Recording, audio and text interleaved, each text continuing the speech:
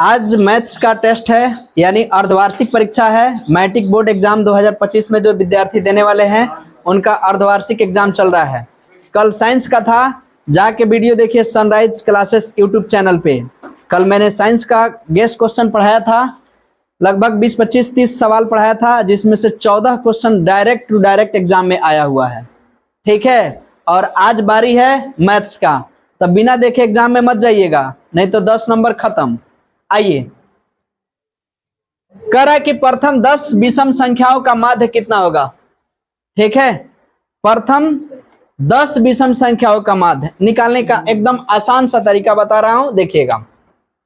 सीधा कहता है कि प्रथम विषम संख्याओं का योग। ठीक है, प्रथम n विषम संख्याओं, n विषम संख्याओं का योग निकालने का सूत्र कहता है, तो बस आपको क्या कर देना है, n² कर देना है। ठीक है, लेकिन कह रहा है सवाल में माध्य क्या निकालना है, माध्य। तो बस कुछ नहीं करना है, आपको जो योग है ना उसी में n से भाग कर दीजिए। तो प्रथम 10 विषम संख्याओं का माध्य। ठीक है, तो ये क्या हो जाएगा, n² योग होता है, n से भाग कर दीजिएगा तो माध्य निकल जाएगा, n से n कट जाएगा। यानी इस सवाल का आंसर जो n का मान 10 दिया है तो 10 ही हो जाएगा इसका आंसर। अगर आप इससे बनाते हैं तो 10 का स्क्वायर करेंगे तो 100 हो जाएगा, बटा में 10 करेंगे तो इस तरह भी आंसर 10 ही होगा। तो परीक्षा में आपको टेंशन नहीं लेना है, ऑप्शन नंबर बी को क्लिक कर देना है, 10 आंसर होगा। ठीक है, चलिए सवाल नंबर अगला दीजिए, कहाँ मिटाने वाला। सवाल नंबर दूसरा देखिएगा, कर कि 15, 6, 16, 8, 22, 21, 9, 18, 25 की माध्यिका क्या होगी। ऑप्शन आपके सामने है, बस कुछ नहीं करना है। देखिए ना कितना आसान सा सवाल है। माध्यिका कहेगा ना, माध्यिका जिसका मतलब होता है मीडियन। मीडियन निकालने का फॉर्मूला क्या होता है कि आपको कुछ नहीं करना है, बढ़ते क्रम में सजा दीजिए। सुनिए, बढ़ते क्रम में सजाइए या घटते क्रम में सजाइए, आप उसको ऐसे दो भागों में डिवाइड कर दीजिए, यानी जो बीच वाली संख्या एक प्राप्त हो जाए। ठीक है, या इधर से काटते चलिए, देखिए ना बता देते हैं। एक इसको बढ़ते क्रम में सजाइए, बढ़ते क्रम में सजाइए या घटते क्रम में। तो बढ़ते क्रम में सजाना आसान होता है। देखिए 6 है सबसे छोटा अंक, तो 6 को लिखेंगे, फिर उसके बाद 6 के बाद क्या है, 9, 8 है तो 8 को लिख देंगे, फिर उसके बाद 9 है 9 को लिख देंगे, काटते चलिए 6, 8, 9 खत्म हो गया। उसके बाद 9 के बाद कितना है, तो 15 है, उसके बाद कितना है 16, उसके बाद कितना है 22, सॉरी 16 के बाद कितना है 18, उसके बाद कितना है 21, उसके बाद कितना है 22, उसके बाद 25। थोड़ा सा इसमें सवालों में बनाते समय आपको यहाँ पे टाइम खर्च करना है, इसलिए कि इसको बढ़ते क्रम में सजाने के समय में इसको काउंटिंग कर लेना है, 1, 2, 3, 4, 5, 6, 7, 8, 9। नहीं तो इतना आसान सवाल है, आसान सवाल में आप गलती कर बैठेंगे।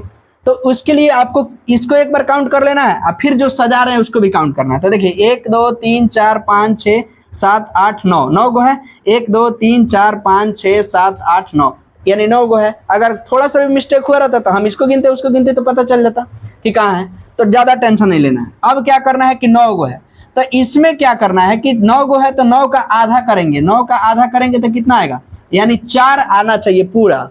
दशमलव में जा रहा है उसको हटाइए, तो 4 गो, तो 4 गो को बांट दीजिए, 4 इधर चला गया, 4 इधर चला गया, बीच में कितना बच गया, 16। यही हमारा इस प्रश्न का राइट आंसर हो गया। अगर इस तरह नहीं बनाना चाहते हैं तो इधर से एगो काटिए, इधर से एगो, इधर से एक, इधर से इधर से इधर से इधर से इधर से। इतना टाइम जियान करने की कोई आवश्यकता नहीं है। ऑप्शन नंबर ए इस प्रश्न का राइट आंसर हो जाएगा। सुनिए, माध्यिका निकालने का कहेगा कि n विषम संख्याओं का माध्यिका निकाल, सॉरी विषम अगर कहेगा तो इसका होता है n प्लस n/2 प्लस 1वां पद।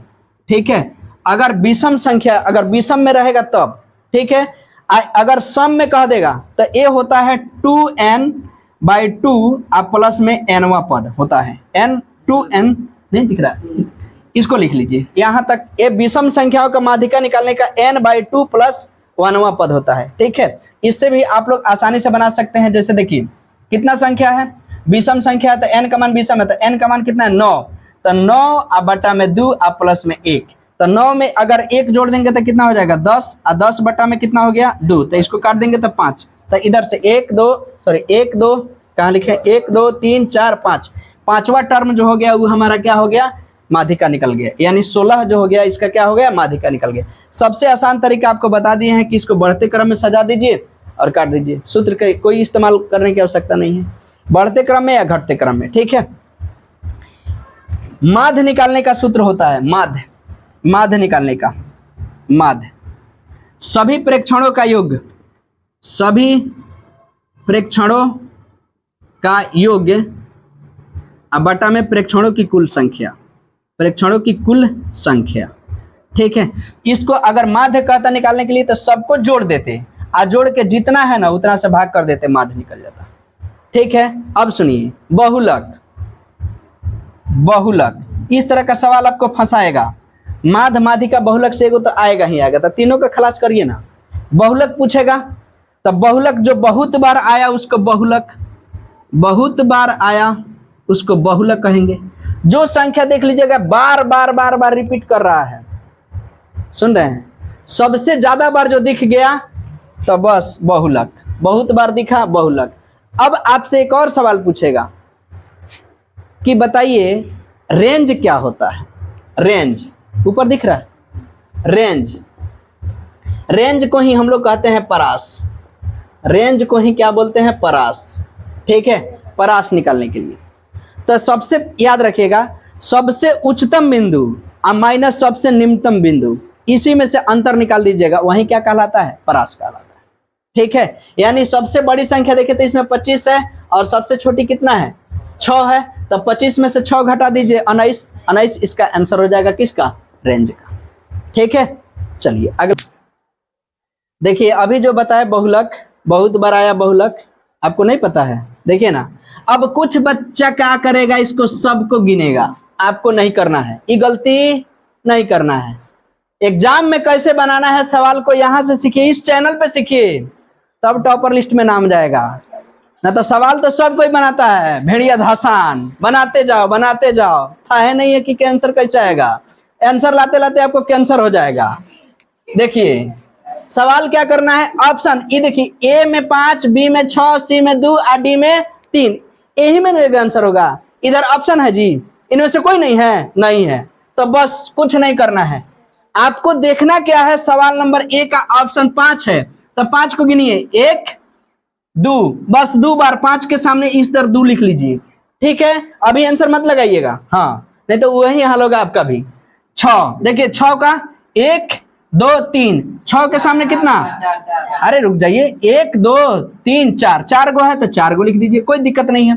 फिर देखिए 2 को गिनिए, एक ही नजर आ रहा है, 2 के सामने 1, और फिर 3 के सामने देखिए तो 1, बस 1। अब मैंने कहा कि जो बहुत बार आया वो बहुलक, यानी 2 4 1 1 में सबसे ज्यादा कौन बा, आंसर लगाइए, आगे बढ़िए, 6, ठीक है, कोई दिक्कत। अब कोई कहता कि 0 को देखेंगे, 0 2 बार लिखो, 6 2 बार, 5 2 बार, 4 1, गिनते गिनते तले पता चला कि 3 मिनट समय गायब, है ना। ऑप्शन को छाटिए, आंसर आएगा। एक होता है माध्य, माध्यिका, माध्य माध्यिका और बहुलक, और बहुलक में संबंध, में संबंध, ठीक है। माध्य माध्यिका बहुलक में संबंध पूछेगा तो ये सवाल आपके लिए बहुत इंपॉर्टेंट है, सीधा लिखिएगा, बहुलक, बहुलक बराबर 3 माध्यिका, 3 माध्यिका -2 माध्य, बहुलक बराबर 3 माध्यिका -2 माध्य, ठीक है। इसको याद रखिएगा, कभी कभी डायरेक्ट सूत्र पूछ देता है तीनों में संबंध, तो ये वाला याद रखना, ठीक है। चलिए देखिए, ये सवाल आपके सामने आ गया, करे कि एक बराबरता बंटन के माध्यिका एवं बहुलक, जो पहले, जिसको पहले पढ़िएगा, ध्यान दीजिए, बड़ी डेंजर खेल है, जिसको पहले पढ़िएगा इसी का वैल्यू पहले रहेगा, समझ गए ना। जो बाद में पढ़िएगा उसका वैल्यू बाद में दिया है, ठीक है। हाँ, इतना बात याद होना चाहिए। क्रमशः 48.64 एवं 46.52 है, तो इसका माध्य निकालना है। बस कुछ नहीं करना है, हम लोग अभी फॉर्मूला लिखे थे, बहुलक बहुलक बराबर 3 माध्यिका, माध्यिका माइनस 2 माध्य लिखे थे ना जी।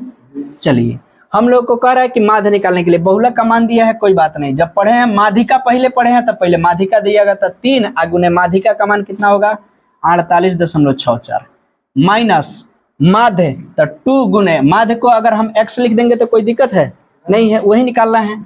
अब बराबर बहुलक दिया है 46.52 दिया है ना। अब कुछ नहीं करना है, आपको गुना करके घटा लीजिए। चलिए इसको गुना करेंगे तो कितना हो जाएगा 4 3 12 के 2 6 तिरका 18 1 19, ठीक है। 8 तिरका 24 1 25 के 5 और 4 3 12 और 2 14, ठीक है। ए आ गया कितना 46.52, अब बराबर में ए अब माइनस में 2x, ठीक है। अब ए प्लस में है इधर आएगा माइनस में, यानी 46.52 अब माइनस में 145.92 अब बराबर में -2x, ठीक है। ऑटोमेटिक दिख रहा है कि कम में से ज्यादा को घटाएंगे तो माइनस में आएगा, तो घटाइए ना 145.92 और ए आ गया 46.52, 0 9 में से 5 गया 4, 15 में से 6 गया 9 और ए बचा 13, 13 में से 4 गया 9 और ये तो खत्म हो गया, यानी 99.40 माइनस बराबर में 2x माइनस में, और ये माइनस में आ गया आंसर। माइनस से माइनस हमारा चली जाएगा, नीचे दिख रहा है हैं? नहीं दिख रहा है। अब देखो इसको हम लोग को क्या करना है 2 से डिवाइड कर देना है, 2 से डिवाइड कर दीजिए, 2 चौका 8, 1 बचा, 2 नवा 18, 1 आया, फिर 2 सत्ते 14, 2 सत्ते 14, 2 अठे 16, 1 और 2 पंचे 10, यानी इसका राइट आंसर हो जाएगा 49.85x का वैल्यू आ गया। क्या ऑप्शन में है देखते हैं, 49.85, 49.70 और कह रहा है कि 49, ऑप्शन नंबर ए इस प्रश्न का राइट आंसर हो जाएगा 49.85।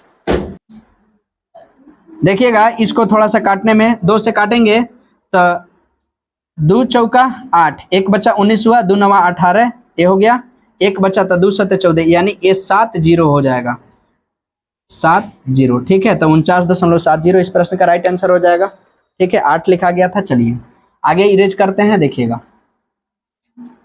अगला सवाल क्या है, ध्यान दीजिए।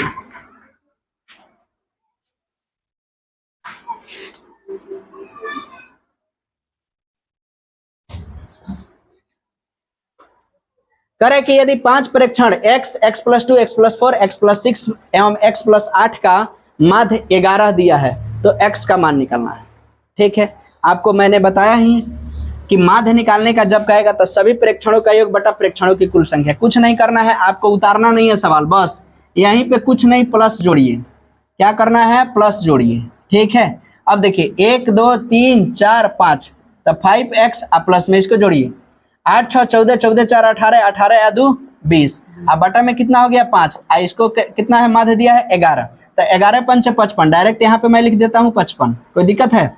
अब देखिए 5x बराबर 55 में से 20 जाएगा तो 35, तो ये हो जाएगा x का मान 7, x का मान ही पूछा है आपसे, x का मान इस प्रश्न का right answer 7, option number C. देखिए आपके सामने एक आ गया प्रायिकता का सवाल, प्रोबेबिलिटी पूछेगा ही पूछेगा, जब आपके सिलेबस में है तो पूछना ही तो निश्चित है, तो बस समझिए कि एक निश्चित है, बोले है ना, याद रखिएगा, एक असंभव घटना की प्रायिकता क्या होगी, असंभव घटना, तो असंभव घटना की प्रायिकता क्या होती है बताइए, असंभव यानी अगर मान लीजिए एगो सिक्का है उसमें चित और पट होता है, मैं बोलूं कि क्या ये सिक्का को उछालेंगे तो चित पट दोनों आ जाएगा एक बार में, नहीं होगा, नहीं ना आ सकता है, ठीक है। एक लूडो छक्का में 6 तक अंक होता है, मैं बोलूं कि 7 आ जाएगा, नहीं हो सकता है। तो ये क्या कह रहा है, असंभव घटना की प्रायिकता, असंभव जो के घटना है वो 0 शून्य, ठीक है। जैसे कहेगा असंभव, असंभव घटना, घटना की प्रायिकता, प्रायिकता तो क्या करना है, 0। असंभव घटना की प्रायिकता 0। इहे अ हटा देगा तो काची हो जाएगा, संभव घटना की प्रायिकता 1। ठीक है। अब देखिए प्रायिकता का अधिकतम मान कह दिया, अधिकतम मान, प्रायिकता का अधिकतम मान तो 1 और न्यूनतम मान तो क्या 0। ये यहां से कर देगा न्यूनतम, न्यूनतम मान, तो ये क्या हो गया 0। प्रायिकता का अधिकतम मान 1, न्यूनतम मान 0। संभव घटना की प्रायिकता 0, असंभव घटना की संभव घटना की प्रायिकता 1, असंभव घटना की प्रायिकता क्या हो जाएगी 0। ठीक है। अब देखिए तो यहां से आंसर तो मिल ही गया। अब यहां से हम लोग कुछ थोड़ा थोड़ा समझेंगे। जब पूछता है कि एक सिक्का को उछालेंगे तो चित आने की क्या प्रायिकता होगी, एक सिक्का को उछालेंगे तो चित आने की प्रायिकता क्या होगी, तो एक सिक्का में कुल परिणाम कितने होंगे। देखो एक सिक्का का कुल परिणाम, एक सिक्का का कुल परिणाम कितना होता है 2। एक होता है हेड और एक होता है टेल, एक हेड और एक टेल, तो कुल परिणाम कितने होंगे 2। तो जैसे पूछा कि चित्त आने की प्रायिकता, चित्त का मतलब होता है हेड, आप पट का मतलब होता है टेल, तो चित्त आने की प्रायिकता आपसे पूछ दिया, चित्त आने की प्रायिकता तो एच, चित्त आने की प्रायिकता जैसे पूछेगा तो एच एक बार है, तो इसके लिए सीधे लिखेंगे 1 और कुल परिणाम कितना है 2, तो 1/2 आंसर। क्योंकि प्रायिकता कहता ही है, क्या कहता है बोलिए ना सर, हैं नहीं बोलिएगा, बताइए क्या कहता है कि जो हमको चाहिए अब बटा जो है, यानी अभिप्रयोगों की संख्या जिसमें घटना घटी अब बटा अभिप्रयोगों की कुल संख्या, यही तो प्रायिकता है। तो देखिए ना, तो सीधा याद रखिएगा जो हमें चाहिए, जो हमें चाहिए अब बटा जो है यानी कुल, तो इसी को हम लोग क्या लिखते हैं, अभिप्रयोगों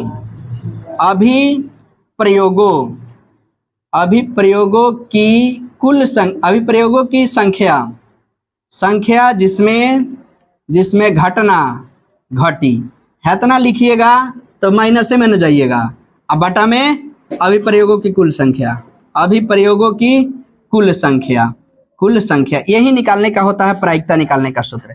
अब प्रायिकता का देखिएगा, प्रायिकता को लिखते हैं probability of event, probability of event दिख रहा है ना बाहर यहाँ पे, प्रोबेबिलिटी ऑफ इवेंट प्लस में प्रोबेबिलिटी ऑफ नॉट इवेंट, इस पे ऊपर डॉट लग जाएगा। ठीक है, तो इसका मान हमेशा 1 होता है, यानी घटना घटने की प्रायिकता प्लस में घटना घटने की नहीं प्रायिकता, दोनों का योग कितना होता है 1 होता है। क्या होता है 1। अब जैसे आपको दे देगा कि किसी संख्या का घटना घटने की प्रायिकता इतना है, तो आपको नहीं होने की प्रायिकता निकालना है, तो बस 1 में से उसको घटा दीजिए, आंसर समझ में आया। तो इस चीज को याद रखिएगा, कई गो सवाल को नस्ते नाबूद करेगा। ठीक है, प्रायिकता का मान। अब देखिए एक सिक्का का कुल परिणाम आपको बताए कितना होता है 2, एगो हेड और टेल। आज जब कहेगा 2 सिक्का, ध्यान दो ना, हम मिटा दें, नोट कर लीजिएगा आप लोग, जो हमें चाहिए बटा जो है, बस इतने से काम हो जाएगा। परीक्षा में काम करना है, परीक्षा में अपने आप को तबाह नहीं करना है। ठीक है, तो जितना अच्छा से जानिएगा उतना ही बढ़िया से काम होगा। मैं बोला कि एक सिक्का का कुल परिणाम था 2 सिक्का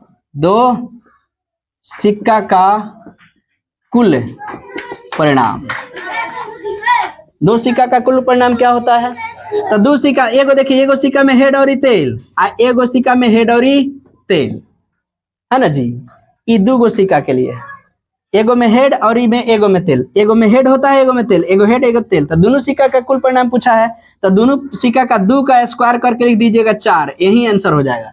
लेकिन सुनिए, हम यहाँ पे कैसे आता है उसको एनालाइज कराते हैं। देखिए ना, एक बार हेड में हेड से गुणा करिएगा तो क्या हो जाएगा, हेड हेड, एक बार हेड में टेल से गुणा कीजिएगा तो हेड टेल हो जाएगा, फिर टेल से हेड में गुणा कीजिएगा तो टेल हेड हो जाएगा, और फिर टेल से टेल में गुणा कीजिएगा तो टेल टेल हो जाएगा। यानी ये 2 सिक्का में कुल परिणाम कितने हो गए 4। कितने हो गए? 4। 1 2 3 4, 4 हो गया। 2 गो हेड आया और 2 गो टेल आया, याद रखिएगा। हई दोनों आपस में खेला कर लिया, ई बदल गया इधर, ई बदल गया इधर, ठीक है। तब पूछेगा सेम सेम तो 2 गो, अब बिना सेम वाला है देबा। अब जब 2 गो वाला सीखे लिए ना तो तीनों वाला सीखिए ना, क्या दिक्कत है? मिटा दें? आइए इधर मिटाते हैं, क्योंकि इधर का तो हो गया होगा। 3 सिक्का और ये एगो लूडो छक्का, यो सुनिएगा। आइए 3 सिक्का, 3 सिक्का का कुल परिणाम, कुल परिणाम, ठीक है। 3 सिक्का में कुल कितने परिणाम होंगे? तो 2 का पावर 3 कर दीजिए, तो 2 गुने 2 गुने 2, 2 दूना 4 दूना 8। लेकिन ये 8 आएगा कैसे?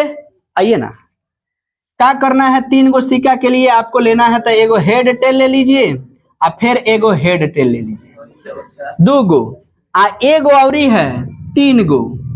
लेकिन एक साथ हम काम करेंगे 2 गो का, एगो इसका और इसका। देखिएगा, देखिए ना, जादू मंत्र से निकलेगा। हेड और टेल, हेड में हेड से गुना करेंगे तो हेड हेड हो जाएगा, जैसे ही किए हैं ना। देखिए ना, हेड में हेड से गुना किए, हेड हेड। फिर हेड में टेल से गुना करेंगे तो हेड टेल, फिर टेल से हेड में गुना करेंगे तो टेल हेड, और फिर टेल से टेल में तो टेल टेल। हो गया 2 गो सिक्का के लिए। 2 गो सिक्का याद रहेगा, 3 गो सिक्का अपने मन कहेगा मैं आ रहा हूं तेरे साथ। कैसे? आ जा। इसी को एक बार पलट के लिख दीजिए, बस इसी को दोबारा रिपीट कर दीजिए, हेड हेड और हेड टेल। मेन जतरा खराब कर दिया तूने, मैं ऊपर से अब लिखूंगा, है ना दोस्तों। वीडियो में से जाइएगा नहीं, ऊपर लिखता। निश्चिंत होकर देखिए, एकदम कुर्सी का पेटी बांध लीजिए, जब तक ये क्लास चलेगा तब तक मैथ का आपका सफाया। आइए, जौन टॉपिक से सवाल आ जाएगा ना, नस्ते नाबूद। आइए 3 सिक्का के लिए अब ऊपर से लिख रहे हैं, 3 सिक्का। फिर से दोबारा मेहनत आपको भी करना है, काट दीजिए आप जहां लिखे हैं। 3 सिक्का का कुल परिणाम, कुल परिणाम कितना? तो 3 सिक्का के लिए होगा तो 2 के पावर 3 बोले हैं तो 8। लिखिए ना, एगो हेड आ टेल, एगो सिक्का, फिर एगो हेड आ एगो टेल, एगो सिक्का, फिर एगो हेड आ एगो टेल, 3 गो सिक्का। 3 गो सिक्का है। 2 गो सिक्का के लिए मैंने बोला कि दोनों को पहले आपस में कॉम्बिनेशन करे। बाबू मार्कर दूसरा लाओ, ये चलने वाला ना है, थक गया। मेन मौका पर लाइनें काट लेता है, मेन मौका पे लाइट काटता है। देखो, हेड में हेड से गुना करेंगे तो हेड हेड। समझिए, कॉन्सेप्ट समझिए, मेरे तरफ मत देखिए, इस पे देखिए। हेड हेड, हाँ सही बात बोला, हेड हेड और हेड में टेल से गुना करेंगे तो हेड टेल, ठीक है। फिर देखिए, टेल में हेड से गुना करेंगे टेल हेड, और टेल में टेल से तो टेल टेल। मैंने कहा कि 2 सिक्का का कुल परिणाम पहले 4 गो लिख लीजिए, लिख लिए। 3 सिक्का के लिए क्या करना है? एक बार इसी को रिपीट कर दीजिए, बस ऊपर से नीचे आंख मूंद के लिखते चलिए बाबू। हो गया। अब इसको, इस हेड को उठाइए और ऊपर से 4 गो में चिपका दीजिए, और इस टेल को उठाइए नीचे में 4 गो में चिपका दीजिए, एकदम कंप्लीट। जाके मिला लीजिए गूगल से। आइए, H H H H H H H H, 4 गो हो गया। 1 2 3 4 गो, और 4 गो में बोले हैं टेल को चिपका दीजिए, टेल टेल टेल टेल। यही होता है कुल 3 सिक्कों का कुल परिणाम। गिनिए ना, 1 2 3 4 5 6 7 8, ये 8 गो 3 गो सिक्का, ठीक है। छक्का में कुल परिणाम कितने होते हैं?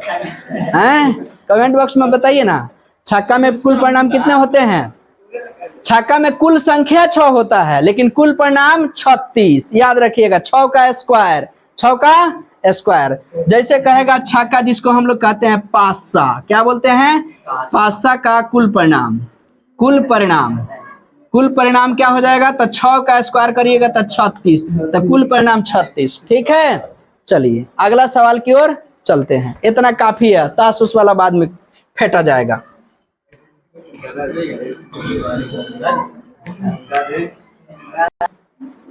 साथी आपके लिए इतना मेहनत कर रहे हैं तो क्या बनता है फर्ज, आपसे कुछ मांग नहीं रहे हैं, बस वीडियो को दबा के लाइक और शेयर और चैनल को सब्सक्राइब। अब वीडियो पसंद नहीं आए तो चिल्ला के कहता हूँ डिसलाइक मार के जाइए, कमेंट में लिख के जाइए।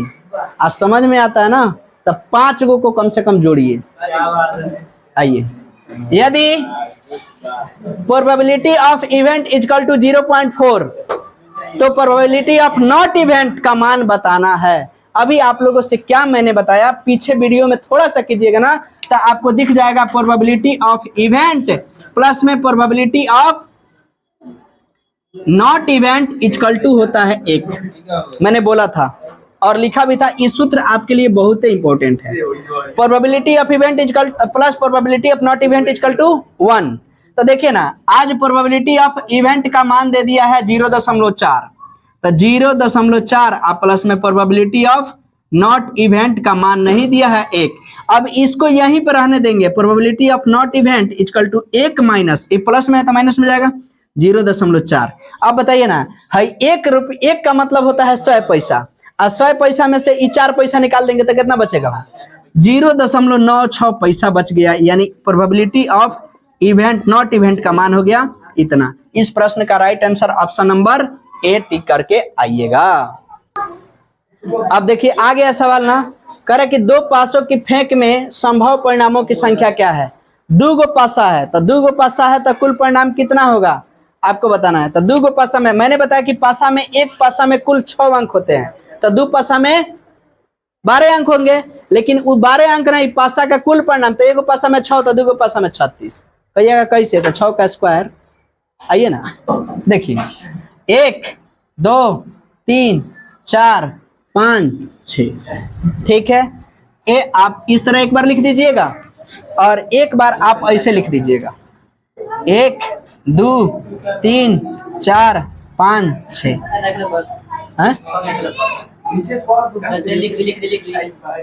2 3 4 5 हो गया। ऐसे लिख देना है आपको। 2 गो पासा के लिए बनाना है तो 1 पासा में 6 गो होता है, 1 पासा में 6 गो, बस कुछ नहीं करना है। अब देखिए, इसको हम एगो काल कोठरी बना देते हैं। काल कोठरी में रहेगा ना तो हिलेगा नहीं। अभी मत कहिएगा कि मैथ का काल कोठरी आ गया, क्या आ गया? कोई बात नहीं, नहीं लौकेगा, हम लौका देंगे महाराज, टेंशन ना लीजिए। हो गया। अब 36 को देखिए अपने आप देगा, कैसे? तो 1 में 1 से गुना करेंगे तो 1 1, 1 में 2 से तो 1,2, 1,3, 1,4, 1,5। इतना तो आप लोग को पता है कि 1,6 कहाँ से आ गया? नहीं आ गया।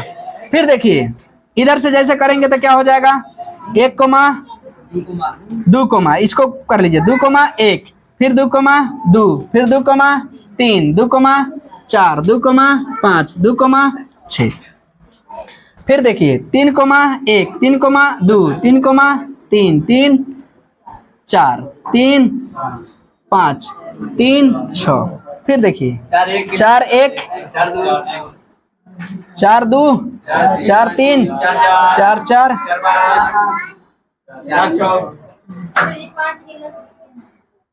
बहुत बढ़िया सर जी। 5,1, 5,2, 5,3, 5,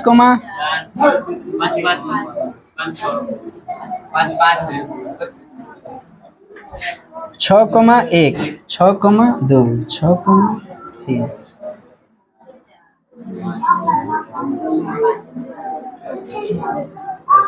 अब गिन लीजिए, देखिए 1 2 3 4 5 6, 6 गो इधर, इधर देखिए 1 2 3 4 5 6, तो 6 इंटू 6, 6/6 36 है ना, आ गया। इस प्रश्न का right answer option number C. अगला सवाल, सवाल नंबर 9, करें निम्नलिखित में से कौन सी संख्या किसी घटना की प्रायिकता नहीं हो सकती है? अगर पूछता हो सकती है तब मामला गड़बड़ हो जाता, क्योंकि ऑप्शन उलट पुलट दिया है। नहीं हो सकती है खोजना है, यहाँ याद रखिएगा नहीं है। तो मैंने क्या बोला कि किसी प्रायिकता का अधिकतम मान कितना से ज्यादा नहीं हो सकता है? 1 से ज्यादा नहीं हो सकता। तो ऑप्शन में 1 से ज्यादा वाला देख रहा है, उसी का आंसर है, बाकी देखने की जरूरत नहीं है। 1.5 कभी नहीं होगा आंसर नंबर। कहिएगा सर ये 75% है, लंगड़ा भीन कहेंगे होगा, तो लंगड़ा भीन को बदल दीजिए। ये देखिए ये 0.6 है, आई 2/5 है, यानी 2 रुपये में 5, 2 रुपया 5 आदमी को बांटना था तो और ही कम मिलेगा ना, मिलेगा जी। तो ये हो नहीं सकता है, ये हाईले नहीं है। अब इस पे मामला आपका फंसेगा। 75%, 75% को हम लोग क्या लिखते हैं, 3/5। आइए ना देखिए, 75 आ बटा में परसेंटेज का माने 100, 25 तिया 75, 25 चौका 100, सॉरी 3/4। कितना लिखेंगे, 3/4। 25 तिया 75, 25 चौका 100, यानी ई लिखल है 3/4। 3/4 लिखल है तो जानते हैं, यानी 3 रुपया में 4 आदमी को, तो 1 रुपये से कम आएगा तो ईमान हो सकता है। 1.5 यानी 1 रुपया से 1 पॉइंट ज्यादा रहता ना तो नहीं हो सकता है। तो इसलिए कहा है कि कौन परिकता का मान नहीं हो सकता है, तो ऑप्शन नंबर बी 1.5 नहीं हो सकता है। ये 75% हो सकता है क्योंकि ये 3.4 है। एक और पासा से संबंधित प्रश्न आ गया। कह कि एक पासे की एक फेंक में विषम संख्या नहीं आने की प्रायिकता। देखिए, सबसे पहले आपको विषम संख्या और सम संख्या पता होगा तबे इस सवाल को बना सकते हैं, नहीं तो छोड़ के आ सकते हैं, दूसरा उपाय नहीं है। तब विषम संख्या और सम संख्या, विषम संख्या कहेगा तो 1, 3, 5 हो गया, क्योंकि कुल 6 तक अंक होता है। आगे तक मत चल जाइएगा, 7, 9 इस तरह करते करते। सम संख्या में आ जाइएगा तो सम संख्या 2, 4 और 6। ठीक है, तब विषम संख्या नहीं आने की, अभी बताया है कि आने की प्रोबेबिलिटी ऑफ इवेंट प्लस में probability of not event equal to मान 1। तो नहीं आने की प्रायिकता पूछा है, आने की प्रायिकता निकाल लीजिएगा तो नहीं आने का निकल जाएगा, नहीं आने का भी निकाल सकते हैं। विषम संख्या कह रहा है कि एक पासे की एक फेंक में विषम संख्या नहीं आने की, विषम संख्या नहीं, विषम संख्या को मना कर दे रहा था। इसका मतलब कौन संख्या आने की, सम। तो सम कितना है, 3 बटा कुल परिणाम 6, 3 कम 3, 3 दूना 6, यानी 1/2 इस प्रश्न का राइट आंसर हो जाएगा। ठीक, आइए सवाल नंबर 11 आ गया। अब एपी, ठीक है, तो एपी आ गया तो आपको अब एपी तो समझना ही होगा क्योंकि सवाल परीक्षा में पूछेगा ही पूछेगा। देखिए, समांतर श्रेणी 41, 38, 35 डैश डैश डैश में 8 पद में 8 में पदों की संख्या क्या ज्ञात करना है, किसकी संख्या ज्ञात करना है, पदों की संख्या, यानी कितना टर्म है। एपी तो आप लोग पढ़ लिए हैं ना, पढ़ लिए तो बनाइए ना। देखिए, बनाने का तरीका क्या है, nth टर्म, जैसे nth टर्म कहेगा तो इसको निकालने का सूत्र होता है last term minus first term बटा डिफरेंस और प्लस में 1। ठीक है, लास्ट टर्म ए, फर्स्ट टर्म ए, डिफरेंस कितना कितना घट रहा है, a2 minus a1, a2 minus a1, D निकालने का सूत्र था 38 और माइनस में 41, 38 में से 41 घटाइएगा तो कितना हो जाएगा, 8 3 11, माइनस में 3 आ जाएगा। चलिए अब देखिए, nth टर्म निकाले, लास्ट टर्म कितना है 8 और माइनस में कितना 41 और बटा में डिफरेंस -3 और प्लस में 1। 41 में से 8 घटाइए, 11 में से 8 घटाइएगा तो 3 और ये बचाएगा 3, माइनस में बचेगा और माइनस में 3 और प्लस में 1, माइनस से माइनस कट गया, ये 3 से कट गया तो 11, 11 3 33 और प्लस में 1 जोड़ दीजिएगा तो कितना हो गया 12। इस प्रश्न का राइट आंसर ऑप्शन नंबर ए हो जाएगा। ठीक है, क्या हो जाएगा, आप लोग एपी में आए हैं तो कुछ और एपी के बारे में सीख ही लीजिए। क्या होता है, पहले सबसे पहले एपी में an बराबर a plus n minus 1 into D, a formula होता है an निकालने का। ठीक है, उसके बाद आपको डी निकालना होगा सर्व अंतर, तो a2 माइनस में a1 करते हैं, ये भी बात आपको पता होगा। अगर कहेगा एसन निकालने के लिए, योग निकालने के लिए, तो एसन बराबर n/2 into 2a plus n minus 1 into में डी। ठीक है, एक और एसन का फॉर्मूला होता है, एसन बराबर n/2 इंटू फर्स्ट टर्म और प्लस में last term a plus l। ये सब एपी का खेला करने वाला सवाल है। ठीक है, और एक मैं लिख दिया हूं nth टर्म बराबर last term minus first term बटा डिफरेंस प्लस 1। ये आएगा कैसे, ये आप लोग थोड़ा सा सोचिएगा। देखिए, ये जो चीजें है बता दें, बोलिए ना, चलिए बता ही देते हैं। जैसे इसको हम लोग क्या कहते हैं, nth टर्म, nth टर्म का मतलब बीच में कितना संख्या है उसको निकालने का। तो देखिएगा, मैंने कहा कि इसमें l माइनस f, एल को इसको में क्या कहेंगे, इसको लास्ट टर्म को एल मान लेते हैं, अब फर्स्ट टर्म को ए मान लेते हैं, ठीक है। तो यही होता है ए एन बराबर, क्या हो गया, ए एन बोलिए चाहे एनथ टर्म बोलिए, एनथ टर्म बराबर, तो ए हो जाता है ए एन बराबर ए प्लस एन माइनस वन आई इंटू में डी। इसी को हम लोग क्या कहते हैं, टी एन कहते हैं, यानी लास्ट टर्म टी एन, ठीक है। लास्ट टर्म भी बोल सकते हैं, टी एन बोल सकते हैं। अब देखिए ये क्या हो जाएगा, इधर ए लास्ट हो गया तो लास्ट बराबर में यहां से निकाल देंगे, लास्ट टर्म बराबर में ए प्लस में एन माइनस वन आई इंटू में डी, ठीक है। अब यहां से देखिए ये लास्ट टर्म है, आई इसमें से फर्स्ट टर्म को घटा दिए, अब बराबर में बच गया एन माइनस वन आई इंटू डी, ठीक है। तो ये लास्ट आ माइनस में फर्स्ट आ ई बटा में हो गया डिफरेंस, आ बराबर में हो गया N plus N minus one, ठीक है। अब देखिए जब एन को निकालना है तो लास्ट माइनस फर्स्ट बटा डिफरेंस, आप प्लस माइनस में है तो प्लस में एक आएगा, बराबर में बच जाएगा एन। इसी को कहते हैं nth टर्म बराबर last term minus first term बटा डिफरेंस और प्लस में वन। यही सूत्र हम आप लोग के सामने लिखे हैं, nth टर्म बराबर last term minus first term बटा डिफरेंस प्लस वन, इसको लास्ट मान लेते हैं। एल को क्या कहते हैं, लास्ट, और ए को क्या कहते हैं, फर्स्ट, ठीक है। डी को क्या कहते हैं, डिफरेंस, ठीक है। तो इसलिए हम यहाँ पे प्रूफ भी कर दिए कि कहाँ से सूत्र आया।